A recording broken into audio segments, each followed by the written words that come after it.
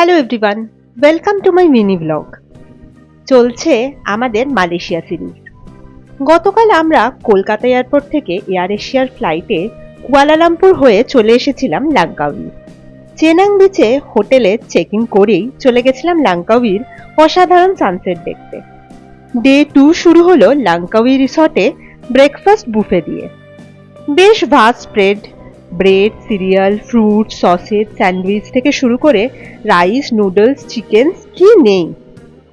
আর তার সাথে ছিল খেতে খেতে হোটেলের রুফটপ থেকে এই রকম ভিউ, নীল জল আর সাদা বালির বিচ। আহা!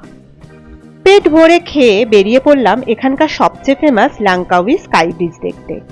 গ্র্যাবে করে 20 থেকে 25 মিনিটের মধ্যেই চলে এলাম ওরিয়েন্টাল ভিলেজ, যেখান থেকে স্কাই ক্যাবে করে যেতে হবে স্কাই ব্রিজে। এই স্কাই ক্যাব হলো গন্ডোলা বা রোপওয়ে। এখানে উঠতে উঠতে ভিউটা জাস্ট চরম। একদিকে পাহাড়, অন্যদিকে সমুদ্র, আর এই রকম বার্ড আই ভিউ। ফাটাফাটি এক্সপিরিয়েন্স। প্রথমে গেলাম মিডিল স্টেশন। ওখানে আছে নর্মাল একটা ভিউ পয়েন্ট আর ইগলস নেস্ট। এটার নিচটা কাঁচের ট্রান্সপারেন্ট, বাট এটায় এক্সট্রা পে করতে হবে বলে আমরা আর যাইনি। এরপর আবার একবার কেবল কারে চড়ে চলে এলাম টপ স্টেশন, যেখান থেকে স্কাই গ্লাইডে করে এলাম ফাইনালি স্কাই ব্রিজে। এটা শুধু একটা ব্রিজ না, ওয়ার্ল্ডের ইঞ্জিনিয়ারিং মার্ভেলও বটে। ব্রিজের কিছুটা করে পার্ট আগে থেকে বানিয়ে হেলিকপ্টারে করে এনে অ্যাসেম্বল করা হয়েছে এইখানে। আর এখান থেকে ভিউ কিন্তু আলাদাই।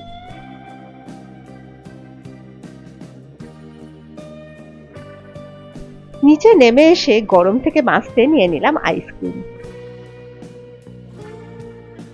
ওরিয়েন্টাল ভিলেজেই আছে 3D মিউজিয়াম, যেটা টিকিটে ইনক্লুডেড।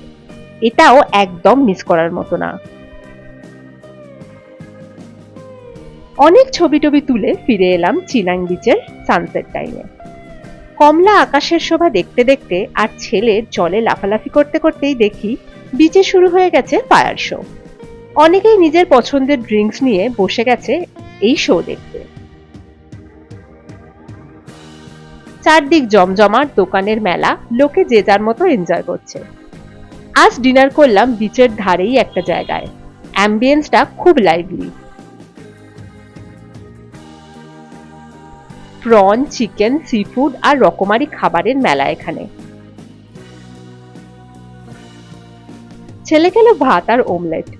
শেষ হলো ডে 2, আর কাল আমরা স্পিড বোটে করে যাব আইল্যান্ড হপিং ট্যুরে।